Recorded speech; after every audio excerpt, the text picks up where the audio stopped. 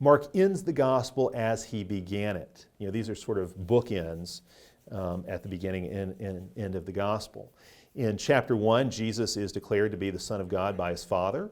In chapter 16, he's declared to be the Son of God by the Roman centurion. There's a human echo of the divine voice.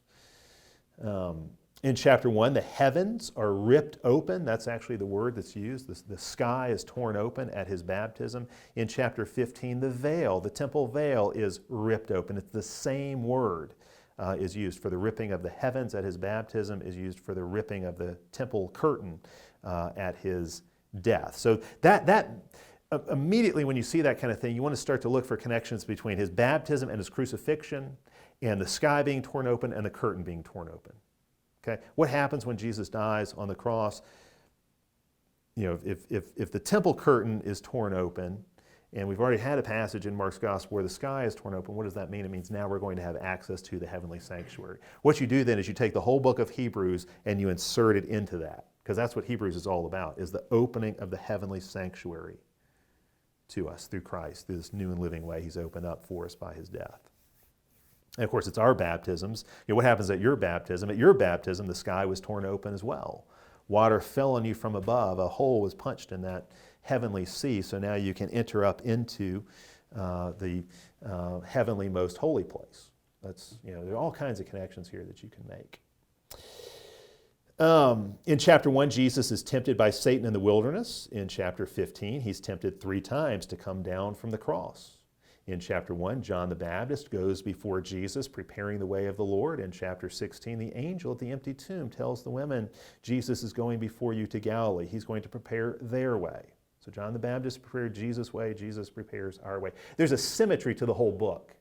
I don't think the symmetry in Mark is as obvious as, say, Luke. I mean, Luke's symmetry from beginning to end is so clear, with everything that happens in the temple and the singing and rejoicing in the temple at the beginning, and then all that happens at the end after his resurrection. But Mark's got symmetry too, and it should not be overlooked.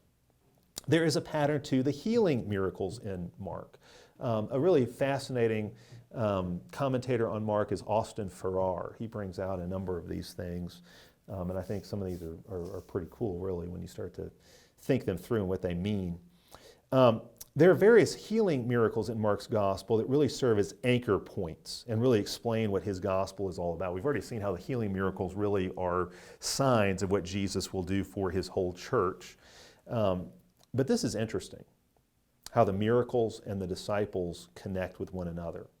In Mark chapter 1, 4 disciples are called, followed by 4 healing miracles.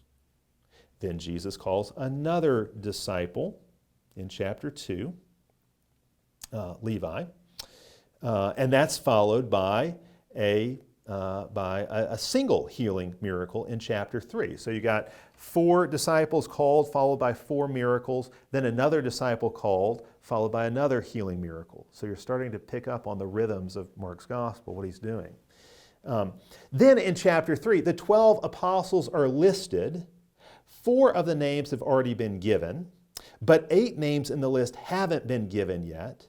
And following that are 8 healing miracles. Each disciple who is called by name is matched with a healing miracle for an individual. And in Mark's gospel, it's always individuals who are healed. So there's a 1-to-1 ratio. For every disciple called by name, there's a healing miracle to go with it. And I've never, I don't know if you can really line up the healing miracles with particular disciples, how that would work, but there's still a symmetry here. There's a symmetry here that I think would make Flannery O'Connor jealous. I mean, O'Connor and Tolkien in their fictional stories have a hard time creating this kind of symmetry, and here it is in Mark's gospel. And you really start to see the point when you reflect on it. When Jesus calls you to be a disciple, he also promises to heal you and restore you. There's a 1-to-1 correspondence. If Jesus has called you to be his disciple, then he is also going to heal you and restore you so that you can follow him and serve him faithfully. Calling to discipleship and restoration to wholeness go together. Disciples are healed, and the healed are disciples.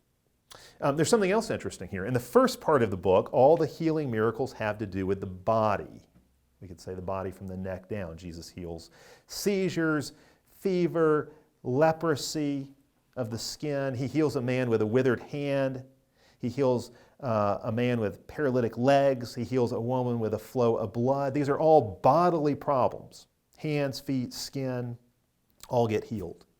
You put all these miracles together, and what you have is a new body, a restored body. All these different parts of the body are being healed. You put them together, you have a whole body, a renewed body, a restored body. That series of miracles then culminates with a resurrection story, the resurrection of a girl, which is obviously a complete bodily healing. Jairus' daughter is raised from the dead in chapter 5. Then it starts over. In the very next chapter, you have the account of John the Baptist being beheaded. It's out of chronological order, but this is where Mark places it.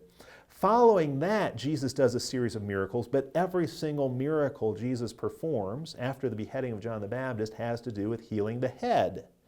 He heals deaf, mutes. He heals a couple of blind men. So eyes, mouths, and ears get healed. John gets beheaded, and Jesus immediately sets about healing heads.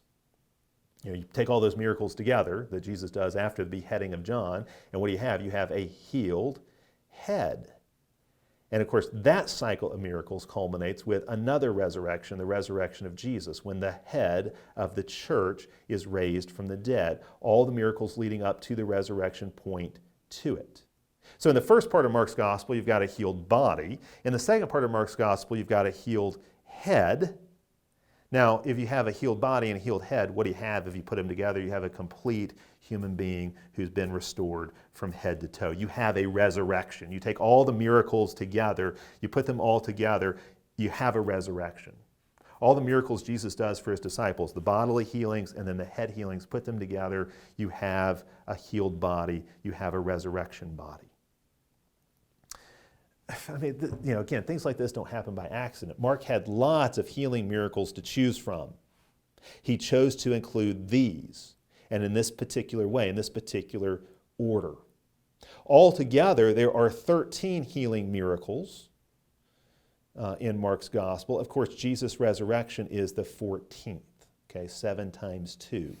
And of course, this is because all healing is summed up in him and found in him. There are other literary devices in Mark's gospel. Mark loves to use the number 3. Things happen in threes in Mark's gospel. 3 voices declare Jesus to be the Son of God at the beginning, middle, and end of the gospel, the baptism, transfiguration, and crucifixion. 3 voices declare Jesus to be the Son of God. 3 times Jesus predicts his death. 3 times the disciples don't get it. There are 3 exorcisms. 3 times it's pointed out that the disciples fail to understand his parables. 3 times Jesus says the disciples' hearts have been hardened. There are 3 boat scenes. 3 times he gives instructions to the disciples to keep awake and watch and pray. 3 times the disciples fall asleep in the Garden of Gethsemane. Peter denies Jesus 3 times. Jesus is accused 3 times before the Sanhedrin. Pilate has 3 questions for the crowd when Jesus is on trial. And his death on the cross is reported in 3-hour intervals. Okay, these triads are like hammer blows that nail down certain key truths and themes in the gospel.